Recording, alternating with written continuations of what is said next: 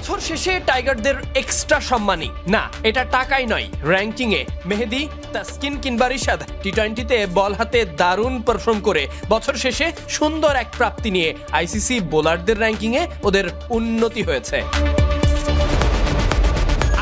টি-20 বোলারদের র্যাঙ্কিংয়ে এক লাফে 13 ধাপ এগিয়ে 10 নম্বরে উঠে এসেছেন শেখ মাহাদি। ওয়েস্ট ইন্ডিজ সফরে দলের ভরসা হয়ে 3 ম্যাচেই দুর্দান্ত বোলিং করেছেন মেহেদী, রেখেছেন ব্যাট হাতে অবদান। প্রথম ম্যাচের টি-20তে 13 রান খরচায় 4 উইকেট তুলেছেন। লো স্কোরিং দ্বিতীয় টি-20তেও বল হাতে অবদান রেখেছেন, 2 উইকেট তুলেছেন। এই অফ স্পিনার অবশ্য সম্মানীয় পেয়েছেন আইসিসির র্যাঙ্কিং বোর্ডে, যেখানে তিনি বোলার হিসেবে 10 নম্বরে।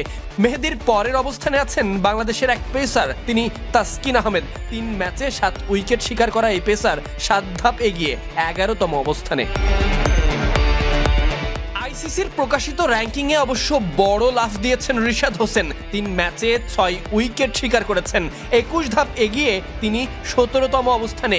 একই সংখ্যক ম্যাচ খেলা হাসান মাহমুদ 4 উইকেট পেয়েছিলেন, 23 ধাপ এগিয়ে তিনি আছেন 24 নম্বরে।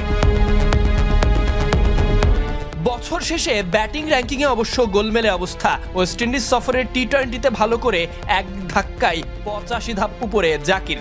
টি-20 ব্যাটিং র্যাঙ্কিংয়ে তিনি 88 নম্বরে। ছেলেটার উন্নতি হয়েছে টেস্টেও, র্যাঙ্কিংয়ে অবনতি হয়েছে মাহমুদুল্লাহ রিয়াদ, তাওহিদ হৃদয়, মেহেদী হাসান মিরাজ, লিটনদের। টেস্টে অবশ্য 1 ধাপ এগিয়েছেন মেহেদী হাসান মিরাজ, লিটন সান্তরা নেমেছে 1 ধাপ নিচে। র্যাঙ্কিংয়ে সেরা 30 জনের মধ্যেও নেই বাংলাদেশি কেউ। ক্যারিবীয় সফরে না খেলা তাওহিদ হৃদয় 2 ধাপ পিছিয়ে 31 নম্বরে, লিটন দাস 1 ধাপ পিছিয়ে 47তম অবস্থানে। Sadiq Ahmed Sunny, BD Cric time.